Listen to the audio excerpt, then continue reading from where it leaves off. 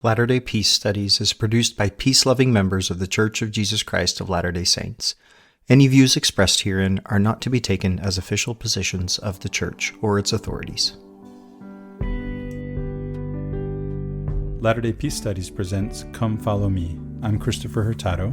And I'm Ben Peterson. Thank you for joining us as we discuss this week's reading of Come Follow Me as outlined by the Church of Jesus Christ of Latter-day Saints.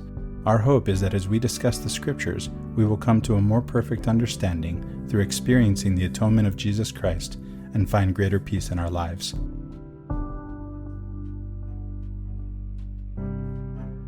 Well, Ben, here we are again to talk about this week's Come Follow Me reading, Genesis 28 through 33 this week.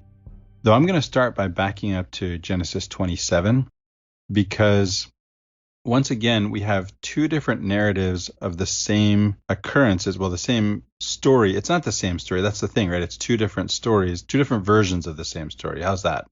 Yeah. Does that make sense? Yeah. So between 27 and 28. So 27, we get the J story of why Jacob was sent to Laban. And then in 28, we get the P story as to why Jacob was sent to Laban. And these were divided up, they were separated from each other, these two versions of the same story, by the curriculum, right? So one was in last week's reading, one is in this week's reading. And so I wanted to remind us of why Jacob was sent to Laban according to J in Genesis 27, which is Esau says to himself, I'm going to kill him. And this is revealed to Rebekah, and Rebekah says, run, go to Laban. And so that's the story from J. And so then we can go into now 28 and what P says about this. Well, yeah, the other difference in this story is that there's a deception on the part of Rebekah and Jacob in getting the blessing of Isaac. Whereas in this version of the story, it sounds a little more deliberate and purposeful on the part of Isaac giving the blessing to Jacob. Yeah, that's an important difference too.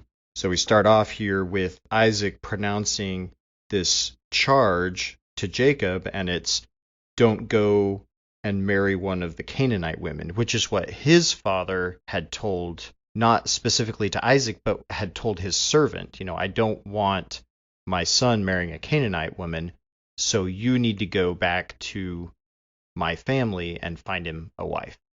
And that's just the first parallel. Yeah, one of the interesting differences here is that, Abraham doesn't want his son Isaac going back to his family. He has some reservations about maybe how they might corrupt him, or I don't know. He kind of sends his servant to scout it out. But when we get to the point of Isaac and Rebekah, Rebekah doesn't have any reservations about sending Jacob back there, right? That's her family. And so that's where Rebekah's come from. Now they kind of know, hey, these people, we can go to them. They accept us as family. And so there's less of a concern there. So Jacob himself can go, doesn't need to send a servant, right? Yeah, that is an important difference. And at the same time, she's sending him back to her family. Abraham was sending not his son, Isaac, but somebody to go get a wife for him back to his family. And so then we get to the next verse. And again, there's a parallel, right? It's going back to the family and looking for a bride for his son. Yeah, and so this time it's Rebekah saying, go to my brother and find one of his daughters, so one of your cousins, right? Yeah.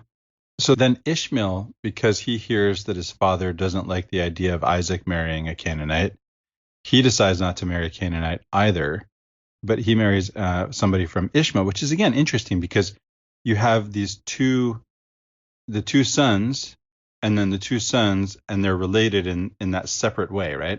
Right. Well, the second generation are twins, whereas the older generation are half brothers, right? That's another important difference. So you see there are similarities and there are differences. Yeah. But more than anything, the stories are alike. Sure. It's the retelling with some new themes, new twists of the Abraham story, because we get this repeated promise from God, the sacrifices that happen, how he interacts with other people, resolves conflicts, things like that. These are all repeated types of themes. And, you still get, differences in a little bit how they deal with the situations, but we definitely have this inheritance going on of this Abraham ethos. Right. And so one difference that we do see here is we get to the story of the stones for pillars. Now I'm playing with words. They're pillows originally and they're pillars later, but you could pronounce pillows pillars, right? Yeah, So well, that's a coincidence in English that there's a yeah. there's a similarity there. So yeah, so originally pillows and later pillars. And so you have this vision that Jacob has, this dream. Is it a dream? Is he awake? He sees this ladder, maybe better translated a staircase, a stairway to heaven. We should play a 30-second clip from Stairway to Heaven. And so he sees this stairway to heaven that we call Jacob's ladder, and there are angels moving up and down it. And the most interesting thing to me about the text that we have in front of us, is that it doesn't include all the things that I've heard about Jacob's ladder. They're not in there. It reminded me of all the things that we get from Dante and from Milton, from the Dante's Commedia and from Milton's Paradise Lost, that we insert into the Bible, in Genesis also, right? Especially back in the beginning. And so I don't even remember what those things are. You've heard of these things too, right? Yeah, I know that there is a lot of commentary on this. There's a lot of meaning that has been extracted from these few verses. I think, like, just looking at the text for our purposes, we get the statement of the Lord, and he repeats the blessing, which is the blessing to Abraham, Isaac, and Jacob, is that they will be blessings to others. Okay, so he says, the way it's formulated here in my translation is, all the families of the earth shall be blessed in you and in your offspring.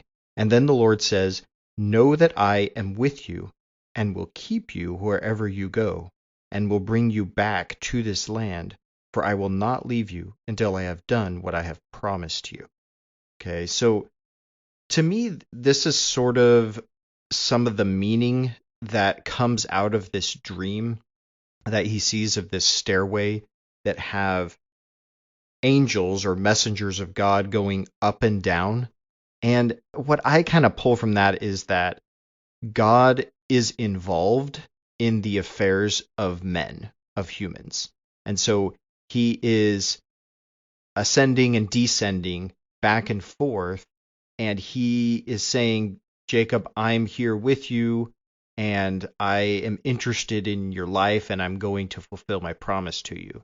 So Jacob sees that there's this communication that's happening between heaven and earth, constant communication. Remember, back in ancient times, well, not even that long ago, the only way for communication to happen between two peoples would be literally for someone to physically go from one place to another. And so whereas communication, that word to us today means something really more electronic and at a distance, anciently and for most of the history of the world, communication had to be given in person. You had to have a messenger to give that communication.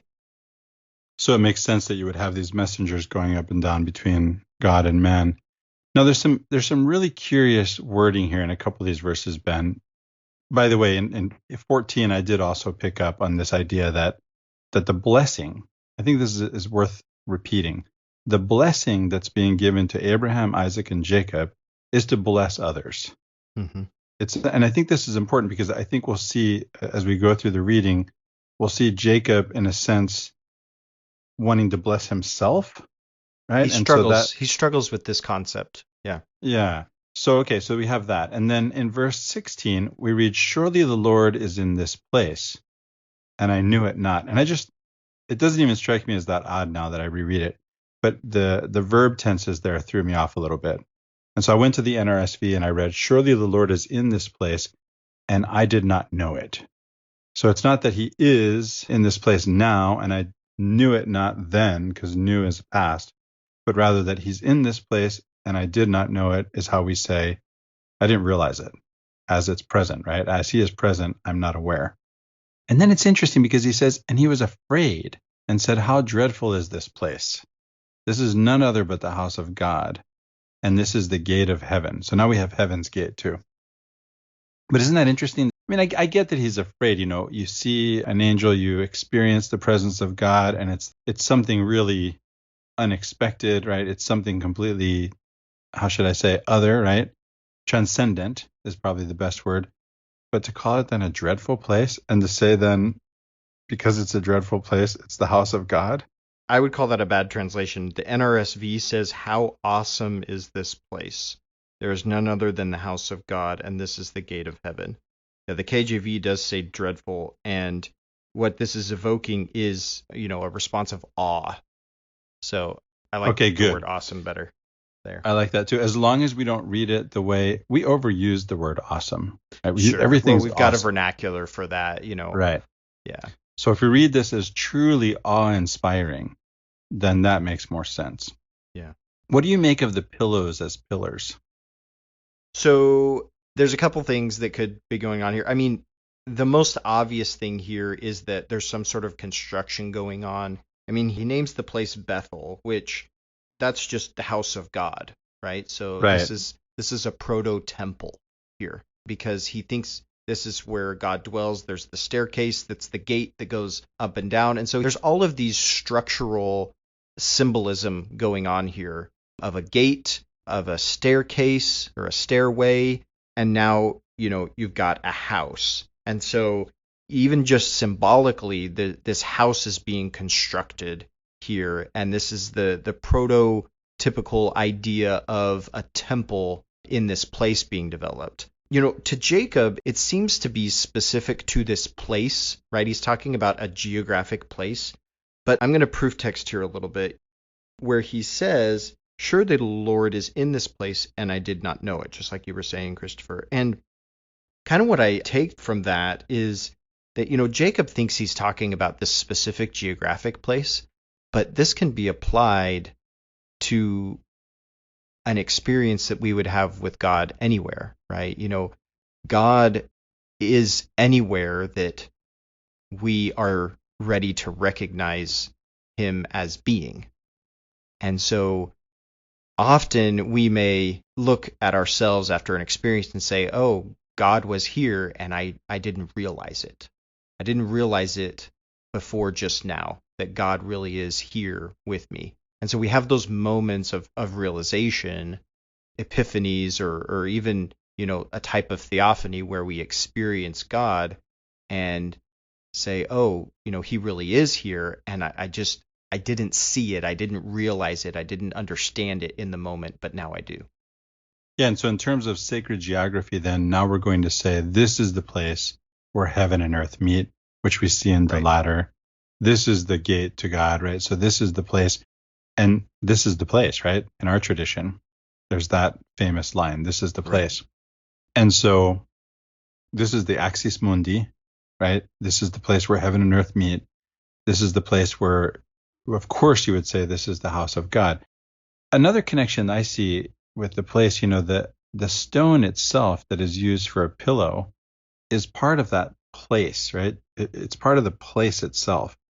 And so it makes sense for him to then, if he's going to build a pillar, to use the stone from the place and to raise it up higher in a sense, right? And we can make a comparison with the Tower of Babel here too, right? Yeah. So there is something there because, I mean, the word Babel, Bab El, would be the gate of God or the door of God. And so Babel was that tower that was being built by man to get to God. Whereas Jacob here, he has this dream that there is this stairway to heaven, but it's something that ostensibly God constructed, that angels use. And so Jacob is just becoming aware of the fact that he doesn't have to necessarily construct this stairway. It's done by God, but he erects this pillar as a sort of a monument, I guess you could say. A marker, to the fact, maybe? Yeah, a marker. One of the commentaries I read, and I'm not sure about this, I think it's a bit of a stretch. One of the commentaries I read said that this was maybe a sign of male fertility, and I felt like that was a bit of a stretch. But they did say that it might be juxtaposed against the sign of female fertility, which would have been a tree in that instance. And we have seen that motif come up. So there might be something to it, but I felt like it was a bit of a stretch. Yeah, so an important thing to point out in comparing this with the Tower of Babel is that the Tower of Babel was made with bricks, and this Hmm. is made with stone. And Yes. we covered that when we talked about the Tower of Babel. So this is done with stone. The other thing that stood out to me is, in the Islamic tradition, there's the Kaaba, right, which is it's a sort of temple, right? And this is the cube that is in the great mosque in Mecca, where Muslims go and perform pilgrimage. And part of the pilgrimage is to walk in circles around the Kaaba Uh-huh. so many times. Is it counterclockwise? I think it's Yes. counterclockwise. And this is toward then the direction toward which Muslims pray. Originally, it was Jerusalem. And then when the Jews rejected Muhammad as a prophet, because he originally saw himself as a prophet to the Jews, the direction of prayer was changed to Mecca. Well, this Kaaba was said to be built by Abraham. And so I see here a story that looks parallel. It's not Abraham, Mm. but it is his grandson, right? Yeah. Maybe we could look at it in a bit of a cynical way of co-opting that tradition, right? And saying, oh, this actually goes through Jacob, Israel, right? How do you mean, Ben, in Well, co-opting the tradition? by saying Jacob is the heir to this tradition. He's the birthright, he's the heir to this. He's the one that constructed this, right? And so he's following in the footsteps of Abraham. So, Well, yes, right. And he's the son of Isaac as opposed to Ishmael, and the yeah, Muslim as nation opposed to comes Ishmael and from as opposed Ishmael. to Esau. So, Right. And so the last thing here in chapter 28 is tithing. I say that with a question mark. What do you make of well, verse that's 20, I mean that's 22? literally what it is. I mean, tithing just means a tenth. So that's literally what this is. It's definitely tithing. I mean, we have a lot of baggage with the word tithing. And Yes. so, but this is tithing in just a pure biblical sense.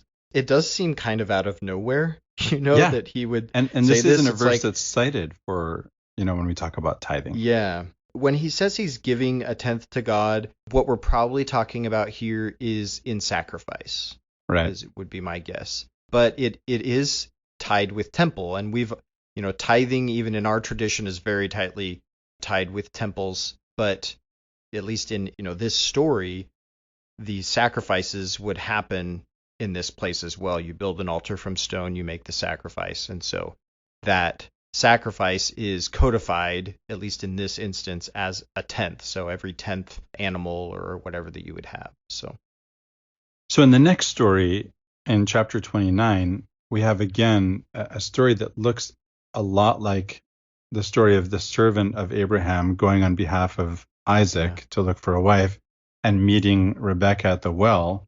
Here you have Jacob himself who goes, as we pointed out, he goes himself. And where does he end up? At a well. And where does he meet his wife to be? Also at a well, right? And there's the conversation that happens also with the family of the bride.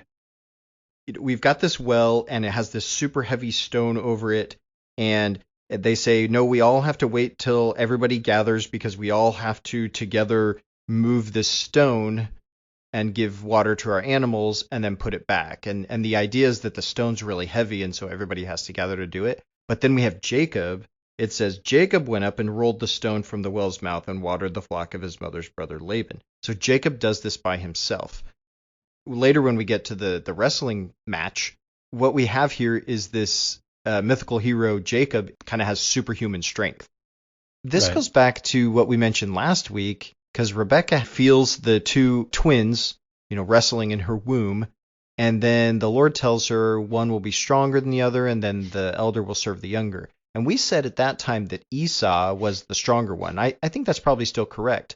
But here we have Jacob being touted, it's being shown that he has superior physical strength, that he's able to move this stone by himself.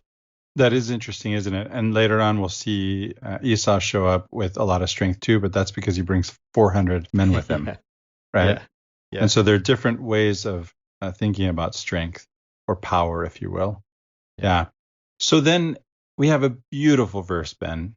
I love this verse because Jacob wanted to marry Rachel. And so he makes an arrangement to work 7 years to win her hand from her father, Laban. And we read, and Jacob served 7 years for Rachel, and they seemed unto him but a few days for the love he had to her. Aw. Such a beautiful verse. Is that the first like super romantic verse in the? I guess there's a little bit with Isaac and Rebecca, but not quite to this extent, right? You can really feel the love here, right? So, and then in verse 26, though, it's interesting because we see, again, we have parallels, but then we have these differences. And it's interesting because Laban says, when it comes to marrying off Rachel before Leah, he says, no, it must not be done so in our country to give the younger before the firstborn. And I thought, isn't that interesting? Because what happens on the other side of the story, where these guys are coming from, is the second son gets the birthright. Right. And right. so That's a good point. I saw a contradistinction there in looking at that and comparing the two stories in that way. As this story between Jacob and Laban unfolds, we might do well to remember to come back to this point here that Jacob has an offense here by Laban, right? Laban deceives him. I mean, he kind of outright lies to him. He says he'll give him Rachel, and then he doesn't, and he kind of reasons it away, but there's deception here regardless. And because Jacob really does love Rachel, he's willing to go along with this because that's how it's going to happen. But I see Jacob as kind of having a grudge maybe here against Laban. It kind of fills itself out later. But as you see the character of Jacob unfold in these chapters, I see Jacob as one who kind of starts having a hard time forgiving.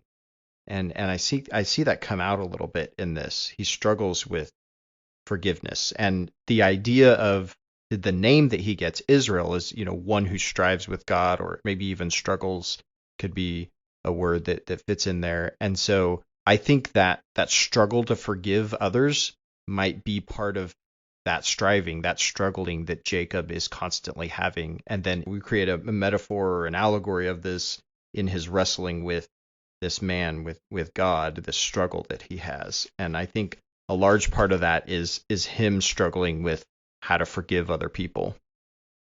Yeah, I can definitely see that. Now, Ben, I'm going to put you on the spot here, if you don't mind.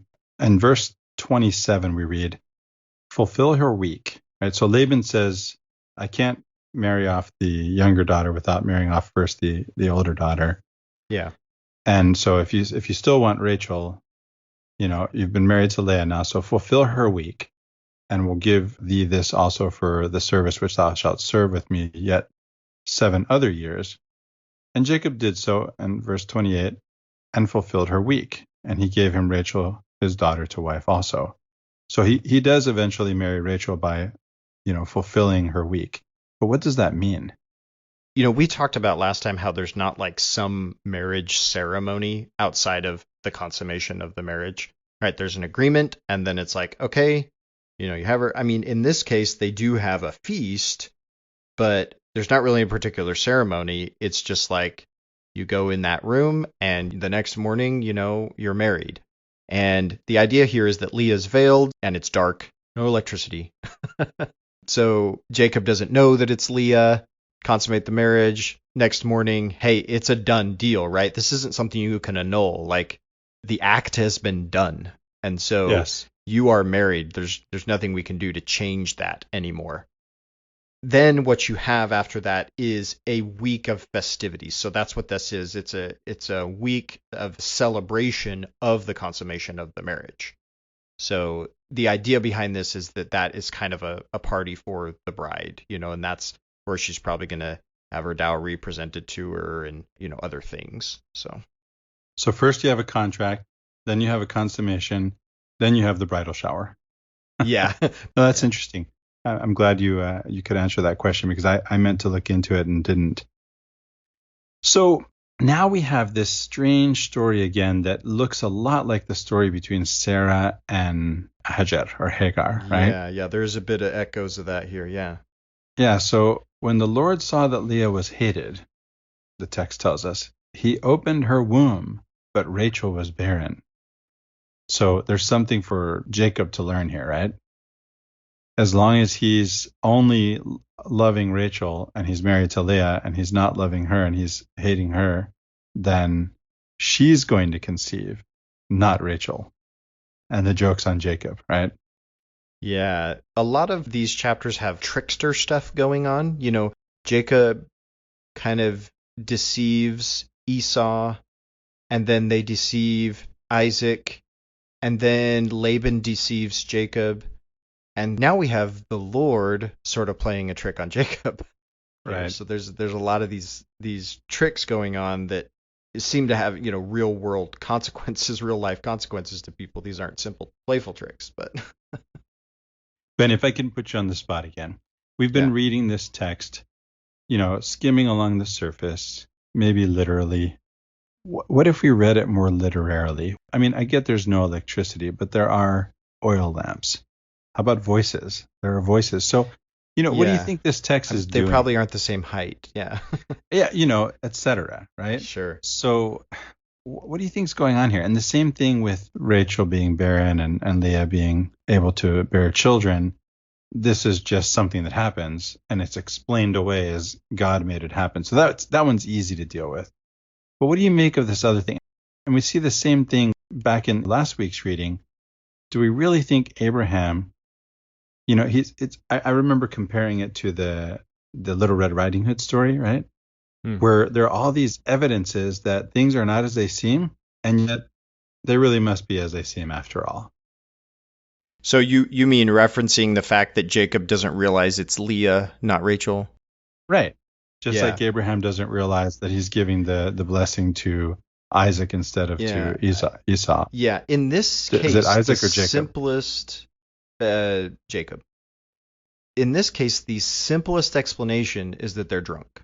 Sure. This explains away Lot and his daughters too, right? Yeah, it does. This is they didn't mention it here, but this is a return of the theme. Yeah, I don't have answers any more than you do, Ben. I just wanted to raise the question. Yeah, no, it's a good one. The idea is like we were saying, she's veiled and it's dark, but you're right. At some point, there's something that may be a clue. But I think that if the senses are dulled, they just had this feast the night before, or leading up to this, then the most reasonable explanation here of why he truly didn't know who it was would be that they might be a bit inebriated. So maybe I'll just invite listeners to sit with the question as another possibility. You and I were talking pre-show here, Ben, about how oftentimes, especially as Latter-day Saints, but I think this is generally speaking how it works with the Bible, most people know exactly what's going on in the Bible. Most Christians, they know exactly what's going on in the Bible. By the way, they don't even need to read the text to know exactly what's going on in the Bible. In some sense, our experience with the Old Testament was that same experience, right? It has been explained to us. We've heard Bible stories. We have Dante in there. We have Milton in there. We have stuff about Jacob's ladder that we can't even remember, but we know it's out there, right? All of this is in the Bible, and none of it's in the Bible. And so as we read the text carefully, as we read it closely, and as we ask ourselves questions, and as a matter of fact, one of my favorite books about any book of scripture in the Latter-day Saint standard works is from James D. Faulkner. And he has one for each of the standard works. In this case, the Old Testament made harder. Now, James Faulkner is a professor of philosophy at BYU, or at least he was. I don't know whether he still is. And so as philosophers, we ask questions. And we're okay if we don't have the answers. And we're okay with offering answers that may not be the answer or the correct answer. And we find that asking the questions and trying to answer them is a valuable exercise. We don't think we can answer all the questions, but we think it's worth trying. Mm-hmm. And so what Faulkner does in his books is he fills them with questions, not answers. So you have the Old Testament Made Easier, I think, is another book out there. I'd pass on that one, and I'd go with the Old Testament Made Harder. Made Harder. Yeah. So just all that to say, just who really knows what's going on here? Don't you get that sense now, Ben, where I used to be so sure that I knew what was going on, and now I think, I don't know what's going on here. Yeah, there's a lot of potential explanations, but yeah, ultimately, there's not enough detail to say for sure. Yeah. So going into chapter 30, again, we can compare between this story and the story of Sarah and Hagar again, right? So in verse 1, when Rachel saw that she bare Jacob no children, Rachel envied her sister. And so this is just like when Hagar has a son and Sarah feels mocked, right? Very similar story. Yeah, it's multiple things wrapped up in this because Sarah says she gives Hagar to Abraham so that she can have a child, which is what happens here. But then the rivalry here isn't between the servant and the wife, it's between the two wives, right? So we have the same sort of themes, it's just the characters are kind of shifted around a little bit. Right. And then we get all of these stories, these sub-stories about the sons that are born right unto the wives. And they read like these sort of like folk explanations of the names. Well, they are, aren't they? Yeah. Yeah, and so the names literally mean what they say they mean. And it would be very easy for you to say, oh, well, this is that name, and then you came up with the explanation. And so a lot of times, in the text, it says they named them because of XYZ. I think it's more likely that, when this was being written, you look at the names and then you come up with a reason why the name came about. So the opposite was probably true. Again, the idea of etiology, right? Yeah. And so we have these names, and when you say, Ben, that they mean what it says they mean, what you mean is in the King James Bible, we say this happened, and so they called the name this, right? Right. And so what other translations do is they tell you, maybe in parenthesis, that's because that's what the name means, right? Right. And so the King James Bible isn't telling us this, but that's what's going on, right? So this happened. Anytime you see this happened, so we named the boy this. What this means is this happened, and the name are the same thing. Yes. And so we see that with all these names. And we have a child being born every 2 verses here, I think. There's a lot going on here. And it's all sons, except for later they do mention Dinah. But it's all sons. It seems to reason that there are daughters going on here, but in the tradition, they didn't name daughter children in the scriptures very often. And so in these texts, we don't get that because the genealogy wasn't recorded that way typically. And so the fact that we don't see daughters named here doesn't mean that there weren't daughters. They're right. just not named. It's a glaring omission, especially by our cultural standards, to not have those in here. But it is what it is. We can't say what we don't see in the text. All we can say is there's almost certainly daughters and they're not mentioned. Right. In verse 14, Ben, we have this mandrake. And what is a mandrake? Well, it's a root. Right, it's a root. But there's something more about it that you told me about that I didn't know. Yeah, so this would be an ancient aphrodisiac, which fits in this story, right? Because we've got this rivalry between Leah and Rachel, and they each in turn are trying to seduce their husband away from the other one, and sometimes they do it using their maid, one with their maid and the other with their maid. And then in this story here, we come to kind of a head where they've got these mandrakes, and Rachel gets the mandrakes from Leah in order to go and seduce Jacob. I thought this was really curious because there's a play by Machiavelli called The Mandrake. And I read that play with my kids, I guess it was last semester. And I said, wait a minute, that's a story about a cuckold. There's a seduction and some trickery going on in this story. It's a great play, by the way. If you haven't read it, it's really good. But I did do a quick Google search, and I found out that yes, somebody had written an academic paper on biblical allusions in Machiavelli's play, not surprisingly. And of course, being Machiavelli, he's going to have moral ideas different from those in the Bible. If we didn't mention this in the episode on our introduction to the Bible, I don't think we did actually. I don't know that you can actually find morality in the Bible. I think we come to the Bible with our morality with us, and then we sort of reject those things that don't match up with our morality. And those things that do match up with our morality, we say, you see, there it is. I got it from the Bible. Yeah. Yeah. Because I don't think, most of us don't think that maybe we want to kill our sons. sometimes when they don't listen to us. We feel that way, but we don't actually think that we should be able to do it. Yeah. And if I did feel that way, I would hope that you would feel I shouldn't and that you would do something to stop me. So then it's interesting because as we have all these children being born, and Leah's the one having the children, then we have this verse that reminded me of Noah. Remember, Noah's out there on the water those 40 days, and I guess God had forgotten about him, because then we get, and God remembered Noah. Yeah. Oh yeah. Right? Yeah. Oh yeah, Noah's still I out left the cookies in the oven. And so now we have verse 22 of chapter 30, and God remembered Rachel. And of course, Noah felt like God remembered him, right? Rachel is going to feel like God remembered her too in this case, because now she's going to have children. And we have even Joseph, by the way. I just want to point out in verse 24 that Joseph too, because that's a name that's more familiar to us, and so we don't know that also has a meaning to it. And that's right there in the verse, right? It's right there in the text. Yeah, it means the Lord added, or he adds. The Right. implication being the Lord is adding. So then we have that Jacob wants to go away from Laban. Okay, he served his 7 years to marry Rachel, got Leah instead. He served 7 more years, got Rachel. Now he wants to go away. He wants to go back where he came from. And remember, all the way back to, you told us, Ben, that God said he would go with him there and back, right? So now it's time to go back.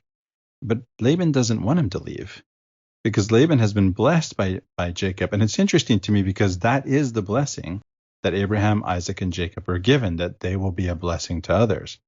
And so that's exactly what's happening for Laban. But then in verse 30, it looks like Jacob wants to bless himself.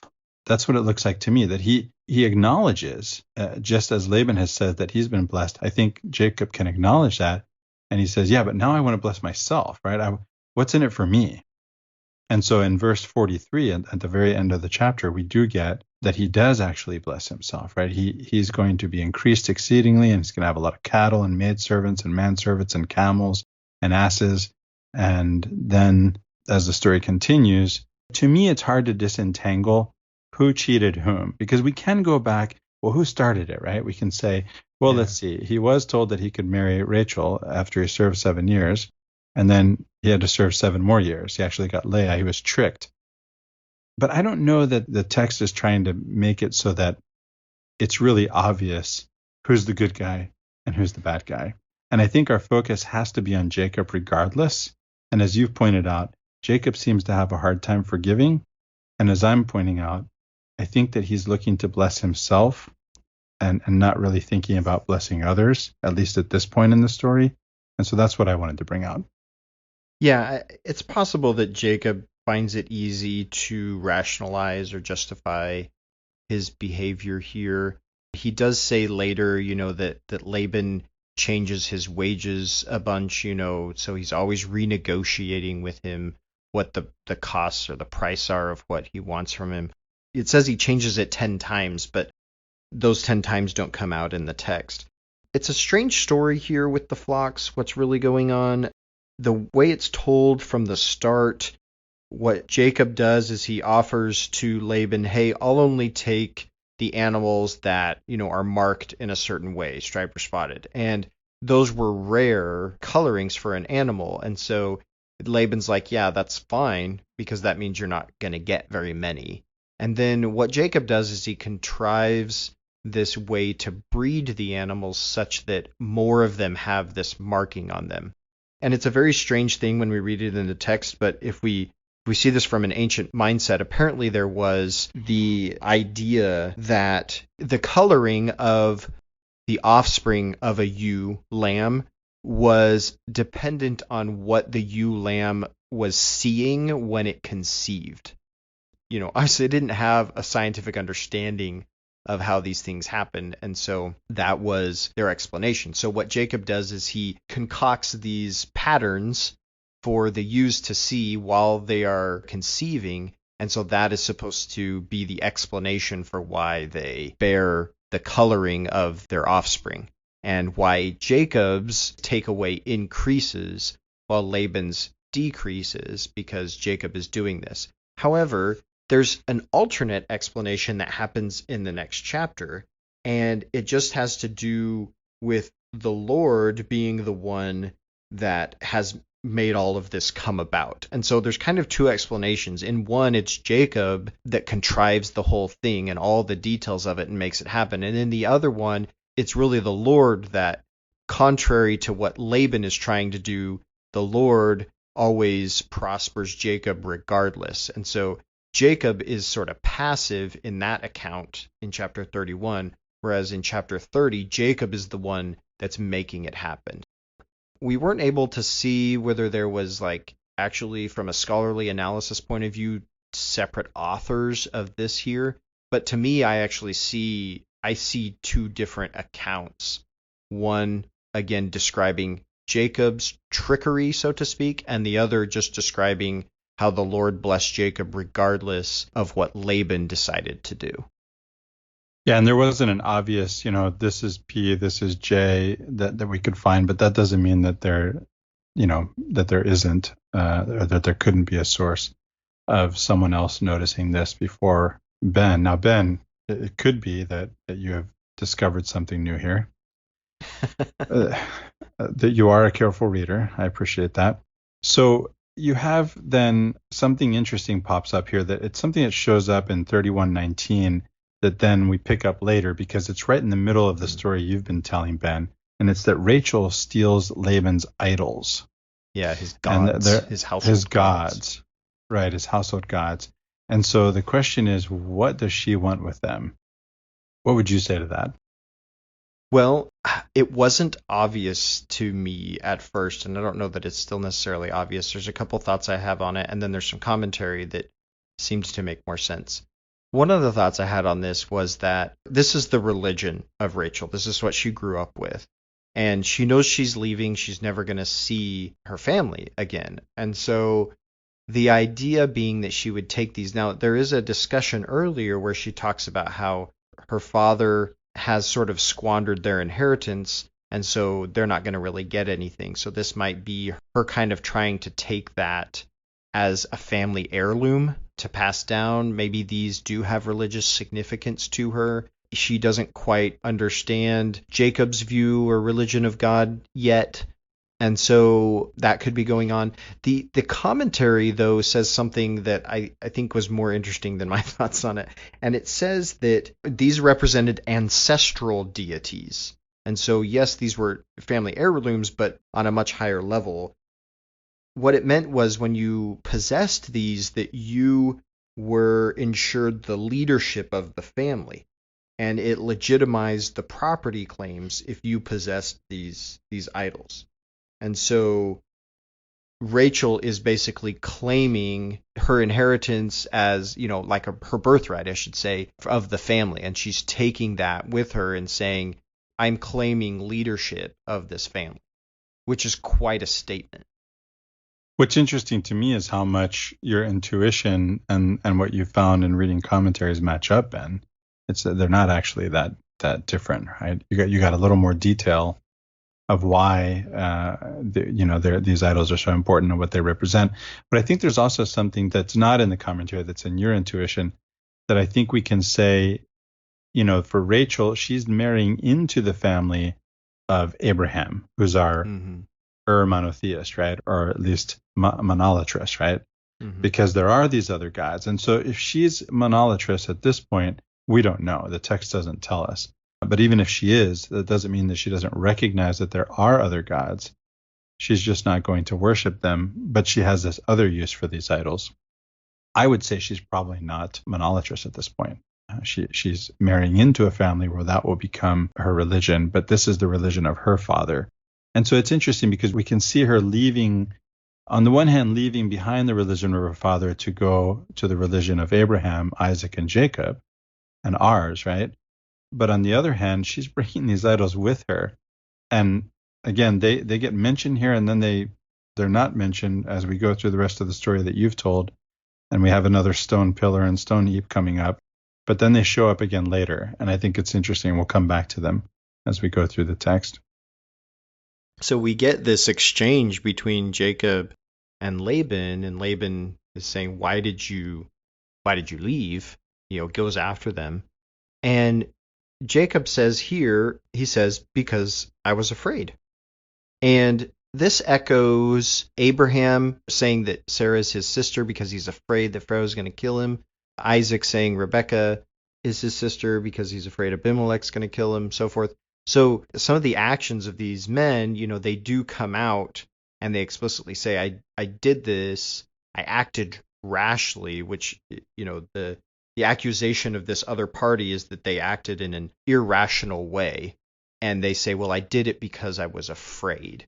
And this comes up actually a couple more times for Jacob. He does seem to act out of fear more so than his predecessors, as at least in the way that it comes out in the text. And this seems to be one of, the first explicit cases where Jacob is acting out of fear, and based on what Laban says, it was unnecessary. Laban didn't have any intention to harm him or steal from him. Now we could, sort of intuit that, yeah, but Laban probably would have tried to keep his flocks and stuff like that. But Laban's explanation here is that he just wanted the chance to say goodbye to his family and everything, and he didn't wish Jacob any ill will. So, but I'm not seeing the distance between what happens to the gods next and that I thought was there in the text. As I look at it here again, it's actually in verse 35. So in verse 32, she steals Laban's gods. Oh, wait, no, sorry. That's earlier. So there is a little bit. So it's in 19. And then down in 32, Jacob doesn't know. So when Laban comes looking for the gods that were stolen from him, and he catches up with them, Jacob doesn't know about it. And he says, go ahead and search, whatever you think, you're not going to find anything. And it turns out he doesn't know Rachel has stolen them. And then Rachel hides them by sitting on them and claiming she's menstruating. And so she doesn't get up to greet him. And he searches everywhere but under her where she's sitting on them. He's the trickster, this one, right? There's lots of trickster stuff going on. And then we have Jacob claiming that he's justified by God and stealing from Laban. That's the way I'm reading it. What would you say to that? Yeah, that's kind of the beginning of this chapter as well. It talks about what Jacob does in order to breed these animals so that he gets the advantage. And then we get in the beginning of chapter 31, all of this justification. Well, it was actually the Lord that made it all happen. It was the Lord that did it. And so since God did it, then it's just. And so that's kind of what happens here in this one as well, is that, Jacob does come and rationalize everything by saying this is what the Lord wanted, right? This is how the Lord brought everything about. So, yeah. So now we have another stone pillar or stone heap. What's going on here, Ben, with this stone heap, this heap of witness? This seems to be a new mode, at least in the text, analogous to the cutting an animal in two and dividing it apart and walking through the middle of it because you're making an oath. So here, Jacob is introducing a new mode, a new ordinance that establishes an oath or a covenant between two peoples. And they pile up a bunch of stones, and they say, these stones are witnesses of our covenant, our oath to each other. And it's kind of an interesting way of doing it, but it does then end up becoming, I believe, an altar for them to offer sacrifices on. Right. So then we have Jacob leaving, and he actually comes into contact with angels. And this just comes out of nowhere. Yeah, and then it goes nowhere. And then it goes nowhere, right? Yeah, so this is verse 1 of chapter 32 now, right? He just runs into these angels, we're told, and that's it, right? Yeah, it seems an odd thing to even mention. I mean, obviously, yes, later in this chapter, we get him having this wrestling match, but it's a very odd thing to just mention kind of out of nowhere, and then there doesn't seem to be any sort of consequential flow from it, Yeah, so we'll go into this wrestling match. So one of the things that I thought about the beginning of this chapter, where you have these angels, again, this harks back to what happened to his father and his father's father, right, his grandfather, when they run into these men. Is it men? Is it angels? Is it God? Remember, there was some ambiguity in the text. Yeah. Well, here we have some ambiguity too. So we have these angels showing up, and then seemingly there's nothing to do with the angels. And then he's wrestling with a man, the text tells us, Ish in Hebrew. This is a human or humankind. He could be wrestling with humankind, meaning with his own humanity. And then it turns out he sees the face of God. And so this wrestling match turns out to be with God. What's going on here? There are different ways that we can approach this, right? I think one, like I said, is to say Jacob is wrestling with himself, right? He's struggling within himself. I think psychologically we can read it that way. And what do we find ultimately at our core? Our true self in the image of God, right? And so he sees the face of God. We're created in God's image. So of course he sees, and this is a new way of seeing himself. Then again, moving forward in the story, you and I, Ben, we talked about this pre-show. We wanted to see a transformation taking place here such that Jacob would come out on the other side of this. And this is right before he meets Esau. So he left from Esau, according to chapter 27, right? In the version of J, because he was threatened by Esau. At least Esau said to himself that he would kill his brother after his father died. This is important. After his father died is when they meet, when Jacob meets Esau, you said his father is not dead, right? Yeah, not yet. There's no indication that Isaac's dead yet here. Yeah, and then we have the version of P in chapter 28, gives us this other story as to why he goes to find a wife. And of course, he can go for whatever reason and find a wife. But it does seem to be that we have two different stories here. And so he has this encounter with the man, with God, with these angels. Again, when I say it that way, doesn't it sound like the other story? Yeah, there are going to be these kinds of returning types of themes constantly. What I see in this chapter 32 is we have at the end this physical struggle, but then we have other points in this chapter where there's other kinds of struggle, spiritual struggles, mental struggles, and then he has a physical struggle. So here at the beginning, he sees that Esau is coming, and in verse 7 it says, "Then Jacob was greatly afraid and distressed, and he divided the people that were with him and the flocks and the herds into two companies." Okay, so the idea is he's going to divide up into two groups so that if one gets attacked, the other one can get away and not everybody dies. And so this is another, little tricky thing that Jacob's doing. And let's not forget, it's not just Esau, it's Esau plus 400 men, right? Yeah, 400. Yeah. So, outnumbers him, way more powerful. So again, Jacob is acting out of fear here, but there is a step forward, right? So what does he do? He has a plan, but then the next thing is he does turn to God. So then he has this spiritual struggle that's outlined in this prayer. And this is, I think, the first drawn out prayer that pleads for deliverance that we find in the book of Genesis.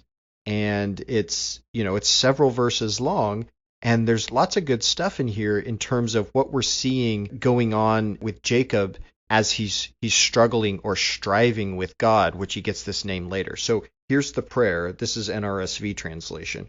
You're looking at a different translation, right? I've got the KJV in front of me. Okay. So I'm going to read the NRSV. If you note any important differences, bring them up.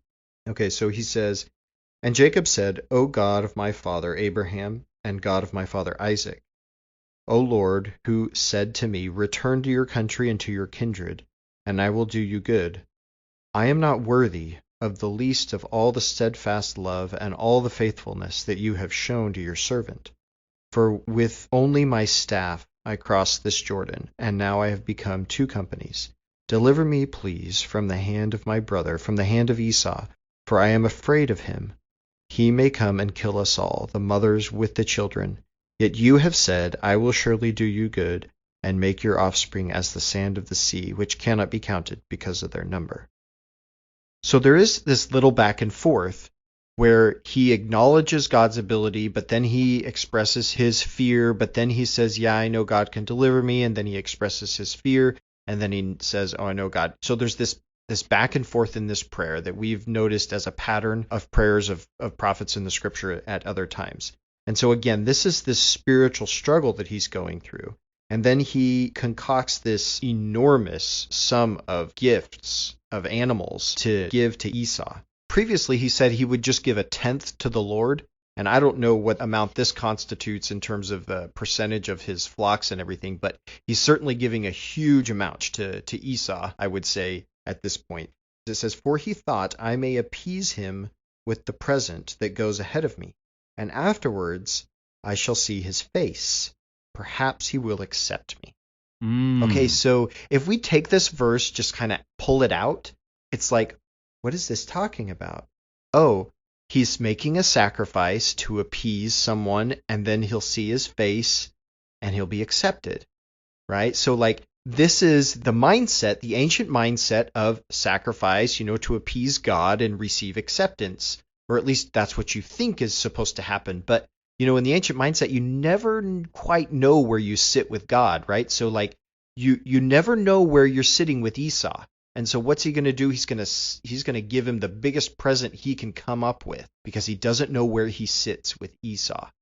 A few things came together for me, Ben. So we could say that this prayer actually brings together the two ideas, that he's wrestling with himself, with his humanity, and with God.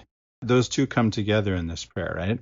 Yeah. And then we can also see, if we know what's happening next, that he does see the face of God, in that his brother Esau runs to him and hugs him.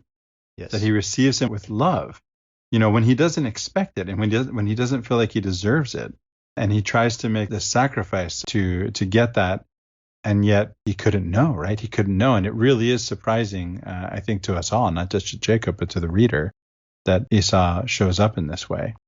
And so there's where we can see the face of God. The narrative gets flipped a little bit, because like you said, the expectation would be that Jacob receives Esau, but what happens here is that Esau receives Jacob, and Esau's the one that, at least in the text, it looks like Esau's the one that sees Jacob, right? That accepts him, as if it's God accepting his servant, as if it's Esau seeing God in Jacob.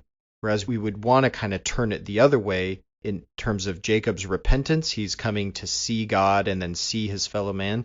It actually turns out to be that Esau is the one that kind of is the bigger man in the situation, right? Yeah, and the text backs you up in 33:3 when it says that Jacob bows down to Esau 7 times.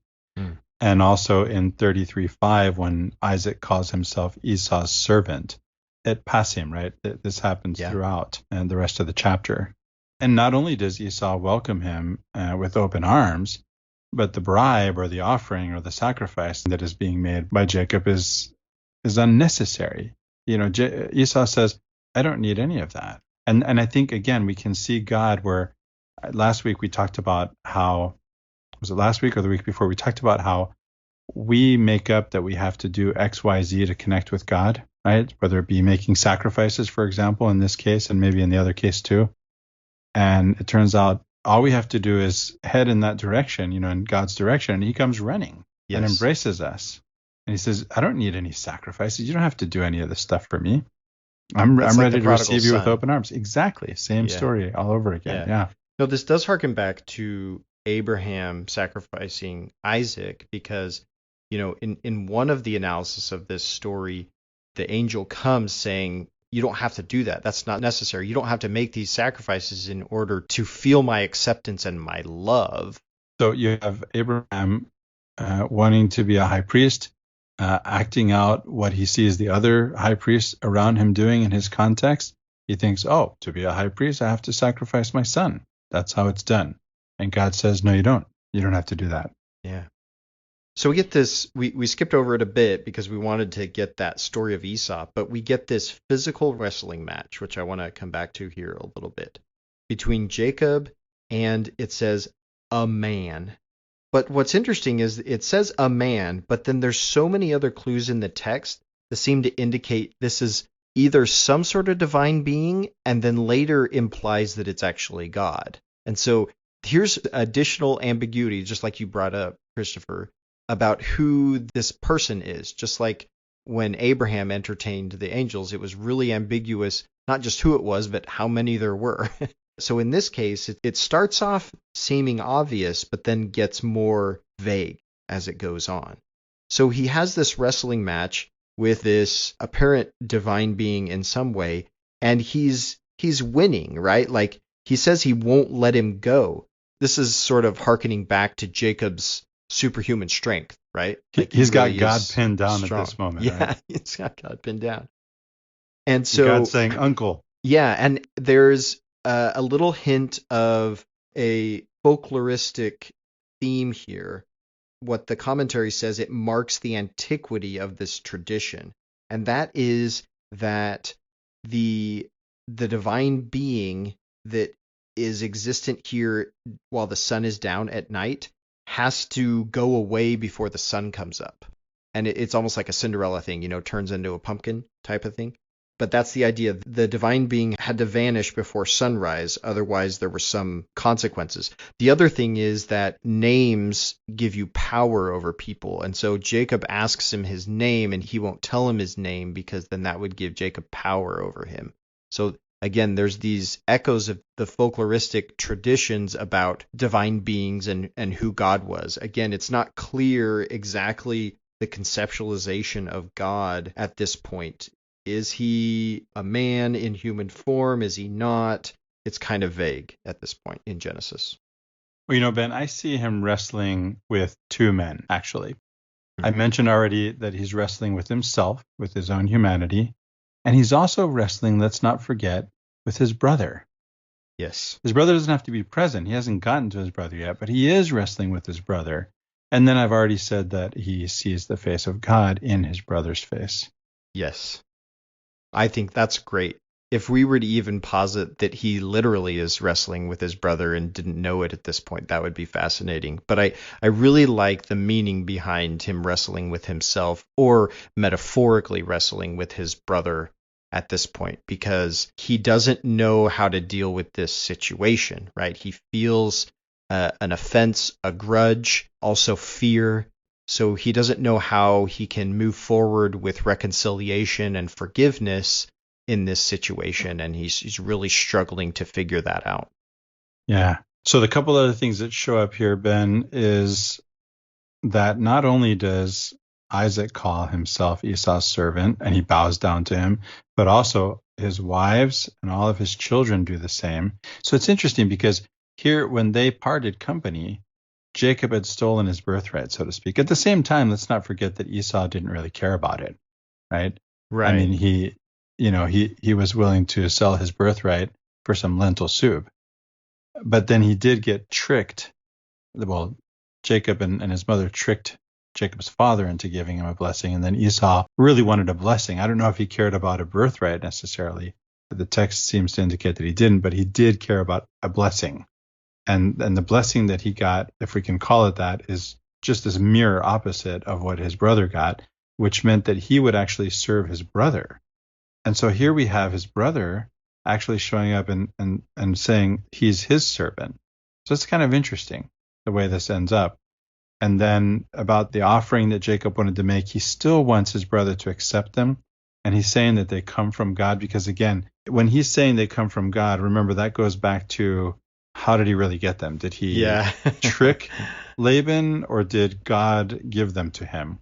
And I'm saying he tricked Laban and says God gave them to him. And now when he wants his brother to take them, is he in some sense, then he's in on it in some way? You see what I mean? It really does. All that wealth stays with him and his family, with him and his brother in that way. That's something I saw, that there may or may not be anything to it, but that's what I noticed. Yeah, that's possible. I mean, again, I saw two different accounts previously, and from Jacob's perspective, the Lord just gave him these things, prospered his flocks. He didn't make any particular action except, just being part of the covenant, and the Lord just prospered the flocks. There's the previous account where he tries to manipulate the breeding, but this is more consistent with the second perspective where, God just gave me these things. They just multiply it all on their own. This is all God's doing. Right. And let's not forget that for an ancient Near Easterner, God is doing everything. Yeah, there's not necessarily a distinction, right? There's nothing that's happening that God isn't doing. There's that. And then, again, to raise good questions, hopefully we're raising good questions and not giving facile answers.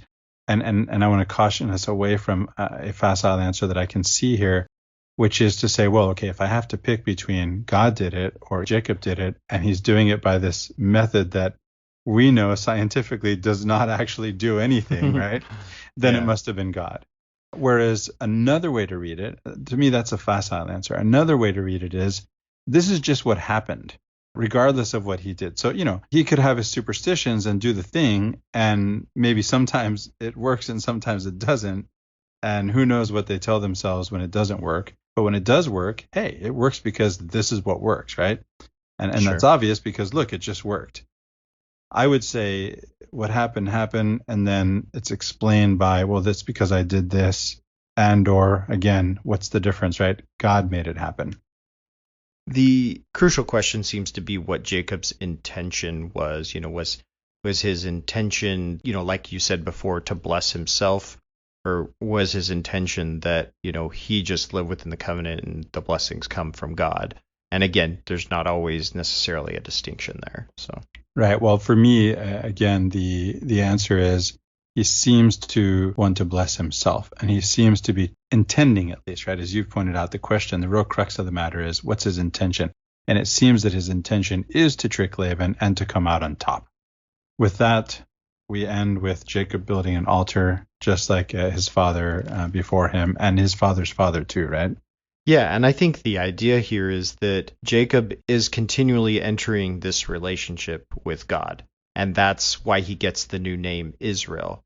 He who strives with God or struggles with God, or one of the translations I saw was perseveres with God, which really does kind of match this discussion we've had about, staying in the conversation with God, regardless of the stumblings that happen, or the mistakes that you make, or the shortcomings that you have. Keep coming back, keep repenting, keep staying on the path to God, or keep coming back to him and striving towards him. That is the meaning of this name Israel, is this person that keeps striving, keeps wanting to come back to God, to renew his relationship with him, to understand who he is better, and to live out that covenant and even bless others. And all of this despite his humanity, all of this despite his struggles, whether to forgive or whether not to come out on top, right? I want to go back, though. There's something I glossed over, and that is in verse 25 of chapter 32, so 32:25. This is when Jacob has God pinned down. And when he saw, and this is when God saw, that he prevailed not against him, meaning Jacob, he touched the hollow of his thigh, and the hollow of Jacob's thigh was out of joint as he wrestled with him. And then, of course, we're told, because of Jacob's thigh being out of joint, the Jews are therefore not going to eat out of a certain part. I don't remember the exact details, but again, one of these explanations for why we don't do the things we don't do, it goes back to the story of Jacob, right? It's that kind of thing. But the thing that I notice here is, well, I'm going to say is happening here that the text doesn't say, but it looks to me a lot like there's a covenant happening here, like when Abraham tells his servant to put his hand under his thigh and make this covenant with him. Here you have God putting his hand under Jacob's thigh, so to speak. That's one way I thought it could be read. And it's in a moment of struggling, right, where he's struggling with his own will, and God's making this covenant with him despite his own struggles or inner battles, so to speak. Yeah. Well, Ben, that's all I have. Is there anything else you wanted to add? Just staying along with that, you read the KJV. I'm going to read the NRSV translation on that because it does make it a little more animated. It says, when the man saw that he did not prevail against Jacob, he struck him on the hip socket, and Jacob's hip was put out of joint as he wrestled with him. So it makes it a little more of a contact sport in this translation. Not just touched him, right? So it's interesting because that makes sense, right? That his thigh would become out of joint by force, right? Whereas in the KJV, it reads as if it were already out of joint. At least that's how I read it. And the hollow of Jacob's thigh was out of joint as he wrestled with him. Well, okay, there we have a comma. So, and when he saw that he prevailed not against him, comma, he touched the hollow of his thigh, semicolon, and the hollow of Jacob's thigh was out of joint, comma, as he wrestled with him.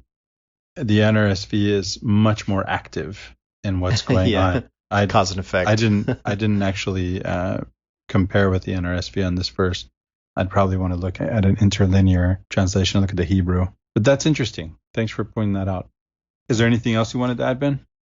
No, I don't think so. Those are the main points here, and I think the meat of it just really for me revolves around this moment of Jacob struggling and we don't really see, like you said, we kind of wanted to see this transformation of him. He's become a more virtuous person or better suited to fulfill the covenant or something like that. And it's not completely obvious that that's the case right now, even though we've seen all of this happen. And maybe there is something there for us to look at ourselves and say, we may have had these different experiences with God and ask ourselves, has this really changed me like I might have expected that it should have?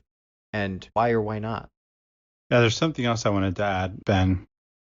And that is, from the Islamic tradition, we have this word that is thought of as holy war, the word jihad, which actually, it's a struggle, right? The word translates struggle. And so we're dealing here with a struggle, right? And so the person who wants to be close to God struggles in this same way that's being described here in this text that we're reading, and it's called a jihad. And as a matter of fact, there's a saying from the Prophet Muhammad that as he was coming back from battle with his companions, because they did do battle and they did call that jihad, but the Prophet Muhammad taught that that was the lesser jihad and that they were returning from that lesser jihad, from battle, to the greater jihad, which is the one that we fight, to use David O. McKay's words, in the silent chambers of our souls. Right. And that's what we see happening here with Jacob, is that he's wrestling with God in the silent chambers of his soul. So the quote from David O. McKay reads, "The greatest battles of life are fought out daily in the silent chambers of the soul." Thank you to our editors, Kyle Swingle and Tom Bogle, and to Lindsay Olin. Thank you, Shiloh, for producing the podcast, and thank you, Ben. Thank you, Christopher. For Latter-day Peace Studies, I'm Christopher Hurtado. And I'm Ben Peterson.